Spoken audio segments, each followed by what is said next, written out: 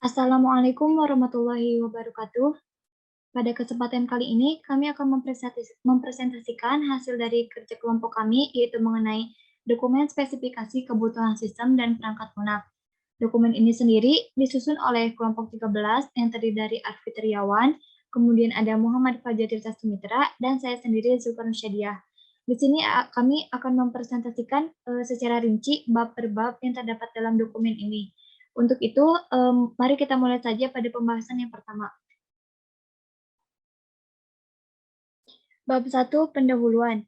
Dokumen SKSPL ini nantinya akan memberikan detail gambaran dari kebutuhan apa saja yang akan diperlukan dalam pembuatan aplikasi Ethermarket, sehingga nantinya dalam proses pembuatan maupun pengembangannya dapat tersusun dengan baik karena mengacu pada dokumen ini. 1.1 Identifikasi. Dokumen ini berisi spesifikasi kebutuhan sistem dan perangkat lunak SKSPL atau System and Software Requirement Specification SSRS untuk Ethermarket. Untuk penamaan dokumen ini selanjutnya akan menggunakan istilah SKSPL. 1.2 Dokumen Spesifikasi Kebutuhan Sistem Perangkat Lunak atau SKSPL ini merupakan dokumen spesifikasi kebutuhan perangkat lunak yang akan dikembangkan. Dokumen ini akan digunakan oleh pengembang perangkat lunak sebagai acuan teknis pengembangan perangkat lunak pada tahap selanjutnya. Yang pertama, itu tujuan pertama membantu perekonomian penjual dan pembeli di pasar tradisional, khususnya di Pasar Minggu Desa Mekarmukti, Kecamatan Buah 2. Yang kedua, memudahkan pembeli agar mengetahui barang apa saja yang tersedia di toko. Yang ketiga, mempermudah penjual dalam mengelola data ketersediaan barang. Dan yang terakhir adalah mempermudah penjual dalam memonitoring keluar masuknya barang. 1.3 Ruang lingkup. Semua hal yang tercantum dalam dokumen ini merupakan bagian dari ruang lingkup kebutuhan pengembangan aplikasi Ethermarket. Dokumen ini menyediakan acuan untuk pengendalian aplikasi Ethermarket atau ETM. Yang pertama, penjual dapat menambahkan atau mengurangi jumlah barang yang tersedia. Yang kedua, pembeli dapat melihat keluaran data barang yang ada dalam aplikasi dari berbagai toko. 1.4 Definisi, akronim, dan singkatan. Yang pertama ada SKSPL yang merupakan singkatan dari spesifikasi kebutuhan sistem dan perangkat lunak. Yang kedua ada booking, yaitu pemesanan. 3. Display yang merupakan penataan tampilan produk barang. Yang keempat ada SSRS yang merupakan singkatan dari System and Software Requirement Specification. Dan yang terakhir ada etm.kxx. Kode yang ini digunakan sebagai kode kebutuhan pada ETM. ETM sendiri adalah kode perangkat lunak, sedangkan ETM.K adalah kode tahapan. Dan XX di sini nantinya akan diisi oleh nomor kebutuhan. Referensi 1.5 referensi. Di sini tertera referensi yang kami gunakan yang kami akses pada tanggal 17 April 2021 dan juga file ISO. 1.6 gambaran umum. Nah, gambaran umum dari aplikasi ini adalah yang pertama, pembeli akan melihat barang apa saja yang tersedia di toko melalui aplikasi Ethermarket ini.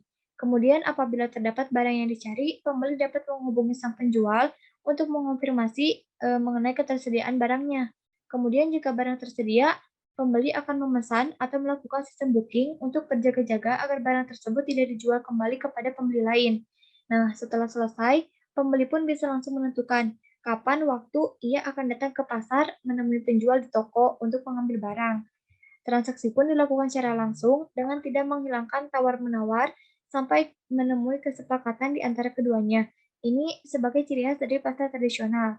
Nah, keuntungan yang didapat adalah jangkauan penjual lebih luas untuk memasarkan produknya, dan pembeli pun lebih pasti dalam mengetahui informasi mengenai ketersediaan barang, sehingga nantinya tidak akan membuang waktu lagi. Kemudian 1.7 batasan. Batasan dari aplikasi ini antara lain, yang pertama, penjual yang berperan sebagai pengguna aplikasi Ethermarket hanyalah penjual yang sudah terdaftar dan berjualan di Pasar Minggu Desa Mekarmukti, Kecamatan Buah 2. Yang kedua, aplikasi Ethermarket tidak menyediakan jasa barang, jasa antar barang maupun belanjaan. Yang ketiga, pada aplikasi Ethermarket, penjual hanya mampu mengontrol data tokonya sendiri. Bab 2 yaitu pendahuluan sistem. Yang pertama tujuan sistem.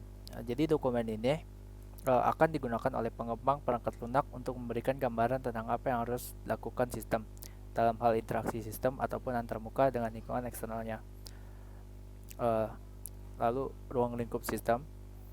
Jadi ruang lingkup sistem aplikasi ini meliputi perangkat lunak yang merupakan komponen untuk memungkinkan hardware untuk memproses data melalui prosedur dan jaringan komunikasi yang sudah ditentukan. Lalu perangkat keras merupakan piranti-piranti fisik di mana perangkat lunak berada. Uh, Selanjutnya adalah people, yaitu pihak yang terlibat, yang merupakan semua pihak yang bertanggung jawab dalam pengembangan sistem informasi, pemrosesan, dan penggunaan data. Selanjutnya adalah basis data, yaitu komponen informasi yang disimpan secara sistematik sehingga dapat digunakan untuk menunjang kegiatan perusahaan. Lalu ada jaringan komputer yang merupakan media untuk menghubungkan seluruh komponen secara bersamaan. Dan terakhir adalah prosedur, yaitu sekumpulan aturan yang dipakai untuk mewujudkan pemrosesan data dan kesesuaian keluaran yang dikehendaki. Selanjutnya, perspektif produk. Jadi Ethereum Market ini merupakan perangkat lunak yang digunakan untuk mengaktivitaskan kinerja serta mempermudah para penjual di pasar dalam pengelolaan data barang yang ada dalam toko. Jadi penjual dapat mengubah stok kesediaan barang, mengubah harga, dan membalas pesan dari pembeli yang telah membooking pada barang tertentu, dan juga menentukan kapan pembeli akan mengambil barang tersebut ke toko secara langsung. Nah, jadi perangkat lunak ini juga berkaitan dengan entitas luar, yaitu pembeli. Pembeli dapat melakukan pengecekan terhadap kesediaan barang yang terdapat dalam suatu toko beserta harganya. Jadi sebelum pembeli pergi langsung ke pasar, pembeli juga dapat melakukan booking terlebih dahulu pada barang yang hendak dibeli, agar barang tersebut disiapkan terlebih dahulu oleh penjual dan siap dibawa ketika pembeli sudah sampai di toko. Selanjutnya adalah 2.4, yaitu fungsi-fungsi produk. Jadi fungsi-fungsi yang dimiliki oleh perangkat lunak ini akan diberi kode ETMK untuk dijelaskan lebih lanjut. Jadi fungsi yang pertama yaitu menampilkan menu pilihan barang. Jadi menu pilihan barang ini berisi daftar barang yang dapat dipilih oleh pembeli. Lalu menampilkan pesan. Pesan akan ditampilkan untuk memberitahukan beberapa informasi penting, yaitu misalnya ketika ada pembeli yang mengajukan pertanyaan mengenai harga dan melakukan sistem booking. Lalu fungsi yang ketiga yaitu mengubah jenis barang. Jadi jenis barang yang tersedia dapat diubah oleh penjual dengan hak otorisasi khusus. Fungsi keempat yaitu memproses sistem booking. Sistem aplikasi ini dapat menerima inputan dari pembeli yang ingin membooking barang yang ingin dibeli. Fungsi yang kelima yaitu mengubah harga. Informasi harga dapat diubah oleh penjual yang memiliki hak otorisasi khusus. Fungsi yang keenam yaitu menampilkan display. Jadi fungsi ini dapat menampilkan display khusus bagi penjual dengan otorisasi khusus, misalnya informasi booking dan pembeli, informasi booking dari pembeli, stok barang, dan sebagainya. Lalu yang ketujuh adalah menyediakan fitur chat. Jadi antara pembeli dan penjual dapat melakukan obrolan dengan contoh kepentingan pembeli bisa menanyakan kondisi barang dan jumlahnya ataupun stoknya. Lalu fungsi yang terakhir yaitu mengubah waktu transaksi. Pembeli bisa menentukan kapan dia bisa datang dan membeli barang yang sudah ditentukan. Untuk poin 2.5 yaitu karakteristik pengguna. Jadi ada dua jenis pengguna untuk perangkat lunak ini, yaitu penjual dan pembeli. Nah, tabel di bawah ini akan memberikan karakteristik umum yang akan mempengaruhi fungsionalitas dari produk perangkat lunak. Yang pertama yaitu penjual. Jadi penjual memiliki hak akses ke aplikasi, yaitu antarmuka pengelolaan ketersediaan dan harga barang, menu pesan, menu konfirmasi pengajuan booking, dan view yang terdiri dari informasi booking dari pembeli, stok barang, dan harga barang. Lalu untuk pembeli juga memiliki hak akses ke menu pesan, menu pengajuan booking, menu pemilihan waktu dan menu pemilihan waktu untuk mengambil barang yang telah di-booking, dan view yang terdiri dari informasi stok barang dan harga barang. Melanjut ke bab 3 yaitu kebutuhan spesifik. Untuk 3.1 yaitu kebutuhan antarmuka eksternal. Di antaranya ada antarmuka perangkat keras. Jadi kebutuhan minimum perangkat keras yang dapat digunakan aplikasi ini adalah personal komputer yang kompatibel. Jadi aplikasi ini tidak membutuhkan antarmuka perangkat keras yang spesifik. Lalu untuk antarmuka perangkat lunak, jadi karena aplikasi ini sudah memakai Laravel, integrasi dengan MySQL di dalamnya sudah terdapat file untuk melakukan koneksi dari skrip PHP ke basis data MySQL. Lalu untuk antarmuka pengguna, jadi pengguna berinteraksi dengan perangkat lunak Ethereum Market melalui antarmuka pengguna. Operasi yang dilakukan oleh penjual menginputkan jenis barang dan jumlahnya, sedangkan pembeli dapat menerima output berupa display dari barang yang tersedia dan menginput barang yang dipilih serta jumlahnya. Lalu poin 3.2 yaitu fitur-fitur sistem. Jadi fitur dari perangkat lunak aplikasi ini diantaranya yaitu fitur untuk penjual yang memiliki akses ke mengelola data ketersediaan barang, mengelola harga barang, membalas pesan dari pembeli, menerima permintaan booking dari pembeli, dan pengajuan waktu pengambilannya. Sementara untuk pembeli, yaitu memantau data ketersediaan barang, memantau data harga barang, membalas pesan dari penjual, membuat permintaan booking untuk menjual, dan menentukan jadwal pengambilan barang. Oke, untuk selanjutnya pada bagian 3.2.1 pada diagram konteks, di sini ada gambarnya di mana ada user penjual dan user pembeli, dan di tengahnya ada proses si aplikasi Etra Market ini. Pertama ada 4 jenis prosesnya, yaitu pembeli menginputkan sesuatu atau memproses sesuatu kepada aplikasinya. Yang kedua, aplikasi Etra Market memproses outputan pada pembeli. Yang ketiga, user penjual, pengguna yang sebagai penjual, menginputkan sesuatu kepada aplikasi Etra Market. Dan yang keempat, aplikasi Etra Market mengoutputkan atau mengeluarkan sesuatu kepada user penjual. Pertama, proses pembeli menginputkan sesuatu kepada aplikasi. Pada proses ini ada 3 jenis fungsi produk yang termasuk dalam proses ini, yaitu dengan kode ETM.K/04, ETM.K/07, dan ETM.K/08, di mana ETM.K/04 itu adalah memproses sistem aplikasi menerima inputan dari pembeli. Kemudian ETM.K/07 menyediakan fitur chat. Jadi antara pembeli dan penjual dapat melakukan obrolan dengan contoh kepentingan pembeli bisa menanyakan kondisi barang. Dan yang terakhir ETM.K/08 mengubah waktu transaksi. Jadi pembeli bisa mengubah atau menentukan atau mengganti waktu transaksi dari waktu booking yang dia inginkan. Proses kedua yaitu proses aplikasi mengeluarkan outputan kepada pembeli. Dalam fungsi produk ini yang termasuk dalam proses ini adalah ETM.K/02, di mana kode ini merupakan kode menampilkan pesan dari aplikasi Etra Market ini akan disampaikan kepada pembeli. Proses ketiga yaitu penjual menginputkan sesuatu kepada aplikasi Etra Market. Nah, dalam fungsi produk ini ada 2 ya yang termasuk dalam proses ini, yaitu ETM.K/03 dan ETM.K/05.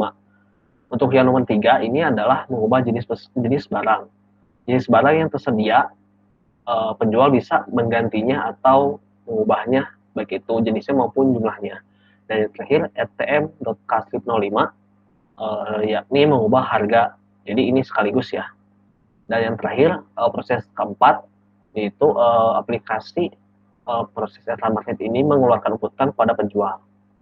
Jenisnya ada 2 fungsi produknya, yaitu ETM.K/01 dan ETM.K/06. Untuk nomor 1 ini adalah menampilkan menu pilihan barang. Jadi barang yang telah dipilih untuk di booking dari pembeli bisa ditampilkan kepada penjual. Dan untuk yang nomor 6 menampilkan display. Etra Market menampilkan display khusus bagi penjual. Kemudian untuk data flow diagram level 1, data yang terjadi atau proses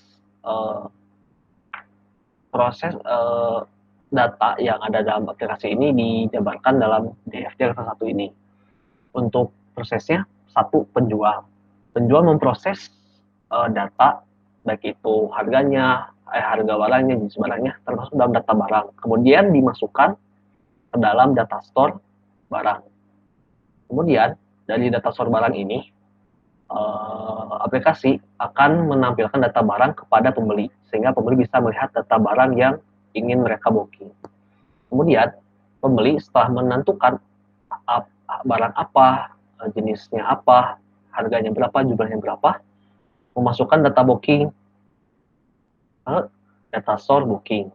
Nah, dari data store booking ini, penjual ditampilkan data booking oleh aplikasi Etamarket. Dan yang ketiga, data flow diagram level 2. Contoh ini berada pada proses 1.0 ya, di mana 1.0 itu adalah proses memasukkan data barang. Nah, lebih rincinya, penjual menentukan ID barang, menentukan nama barang, menentukan jenis barang, dan menentukan jumlah stok barang yang mereka jual, dan dimasukkan ke dalam data store barang. Dan kemudian entity relation diagramnya, di sini user penjual memiliki data ID penjual, nama tokonya, foto profil penjualnya, dan password untuk login. Kemudian proses dari data barang ini, maksudnya data barangnya memiliki atribut ID-nya, ID barang, nama barang, jumlah barang, dan harga barang.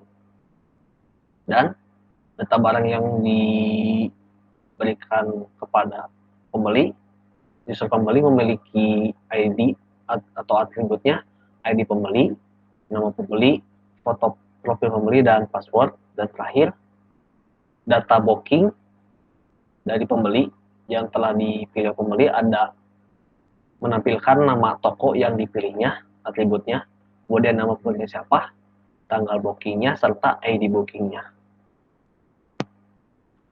Kemudian, kebutuhan non-fungsional berdasarkan beberapa contoh dari mulai availability sampai communication, dalam aplikasi ini menyediakan 3 parameternya, yaitu reliability.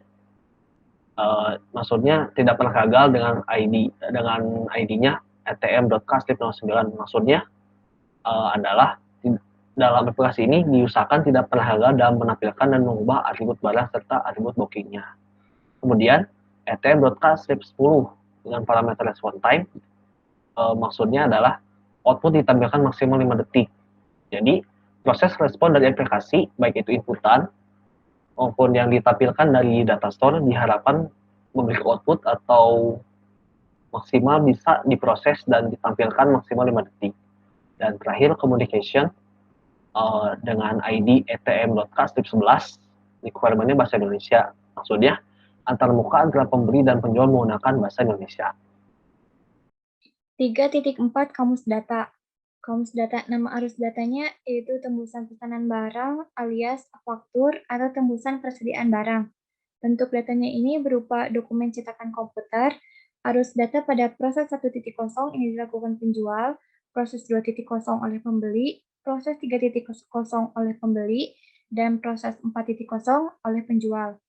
Nah, penjelasan di sini tembusan persediaan data barang untuk memenuhi pesanan barang dari pembeli. Periodenya setiap kali terjadi penjualan yaitu harian. Volume rata-rata per hari adalah 100 dan volume puncaknya adalah 150. Struktur data yaitu tembusan pesanan barang terdiri dari item data pertama kode pembeli, nama pemesanan, nomor faktur. Kemudian adapun untuk barang yaitu kode barang, nama barang, harga satuan, unit jual, dan total harganya. Kemudian untuk bab 4, validasi dan verifikasi. Untuk verifikasi ada beberapa kriteria yang dimulai dari ketepatan. Untuk ketepatan ini verifikasinya use case yang apakah use case dapat direalisasikan melalui circuit diagram tidak non valid ya. Dan kemudian ketepatan apakah semua kebutuhan dalam SSPL terdapat dalam model analisis valid. Jadi kebutuhan non fungsional dan fungsionalnya sudah ada. Kemudian kerancuan, apakah terdapat kata mungkin, seharusnya atau kata lain tidak memiliki ukuran pasti, ada ya, valid. Dan apakah terdapat kemungkinan multiplekasi dan sudah baku, non valid. Kemudian kelengkapan, baik itu kondisi dan hubungan keterikatan, spesifikasi kebutuhan fungsional, apakah sudah ada pada maksudnya SKSPL valid. dan kemudian semua referensi sudah didefinisikan valid juga. Untuk konsistensi, di sini atribut dan metode tidak didefinisikan sekali, maksudnya beberapa kali ada butuh penjelasan juga. Jadi ini non valid di checklistnya. Kemudian untuk kriteria dapat diverifikasi, apakah semua kuantitas spesifikasi dalam pengertian dapat diukur, tentunya bisa valid, dan tidak definisi pengujian kasus pada setiap skenario use case non valid. Kemudian struktur SPL bisa sesuai dengan struktur model analisis valid. Kemudian apakah setiap kebutuhan memiliki penomoran unik? Tadi ada ya, valid tadi dengan kode ETM strip K etm.k strip 01 sampai 8. Dan setiap kebutuhan dapat dituliskan pada use case dapat direalisasikan valid. Untuk validasi item, baik itu ID kebutuhan yang tidak dapat diverifikasi, tes penyelesaian diagram, indeks, semua event sudah ditangani oleh tools yang ada, dan semua teks atau tugas dan data pesan ada dalam database, tidak ada kekurangan dan tidak ada permasalahannya.